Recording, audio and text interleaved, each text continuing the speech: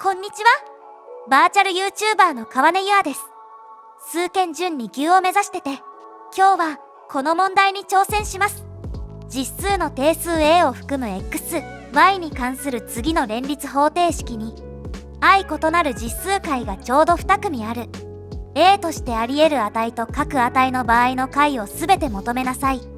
連立方程式に文字の定数が入ってるから、状況がややこしい。だから、問題文の意味とか、そもそも何が聞かれてるのかとかについて確認するところから始める。まず A について、問題文の最初の方には定数 A って書いてあるけど、最後の方には A としてあり得る値を全て求めなさいって書いてあるね。つまり A は動かないけど動く。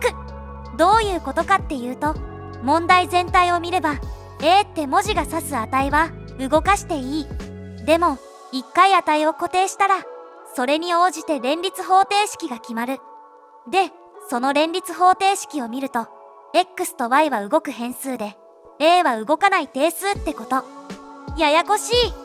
それと、解について、x、y に関する連立方程式って書いてあるけど、x と y に関するってことだね。その解は、例えば、0と3のペアとかだね。それが2組あるって話だから、x と y のペアは0と3のペアか4と1のペアみたいになるって話だね。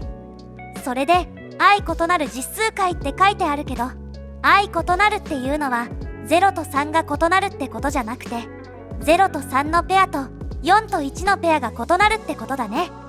でも実数解っていうのは0と3のペアが実数ってことじゃなくて、0が実数ってことだね。国語力が求められてる気がする。まず式1を見ると、 x が左辺の共通因数。くくり出すとこうなる。積が0って形なので、このどっちかだね。またはでつながってる形なので、場合に分ける。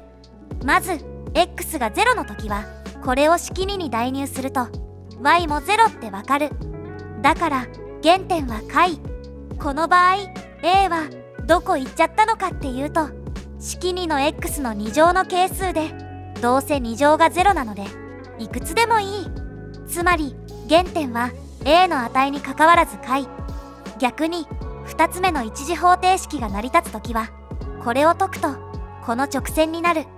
これをまた式2の y に代入して整理すると、この放物線になる。で、連立方程式が解を2組持ってて、1つ目の場合を調べたときに1組はもう見つかってる。だから原点以外にももう1組持ってるはずで、その x の方は式4を満たすはず。逆に式4を満たしてれば、式3に代入すると出てくる y と一緒に元の連立方程式の解になる気がする。実際ここまでの式変形を遡ってく形で、それは確認できる。だから原点の方を除けば、連立方程式の解と式4の解は1対1で対応してて、個数が一緒だよ。ってことは式4に相異なる解がちょうど1つあるってことで、見たことある問題に帰着できたよ。重解ってこと？ここまでくれば、あとは判別式だけど、今回一次の項の係数4が偶数で、判別式の4分の1が使える。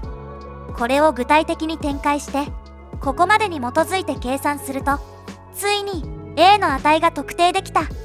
で、解も求めなきゃいけなくて、a の値を式4に代入して計算すると、ちゃんと重解が出たよ。それでこれを式3に代入すると y は8って分かった。結局答えはパラメーターがこれで、解は原点の方も忘れちゃいけなくて、これとこれ a としてあり得る値と各値の場合の解を全て求めなさいってことだけど、 a の値は1つしかないみたい。各値って言ってるから、なんか2つ以上ありそうな雰囲気がするけど、これでいいんだよね。答えはあれ？式4が二次方程式とは限らない。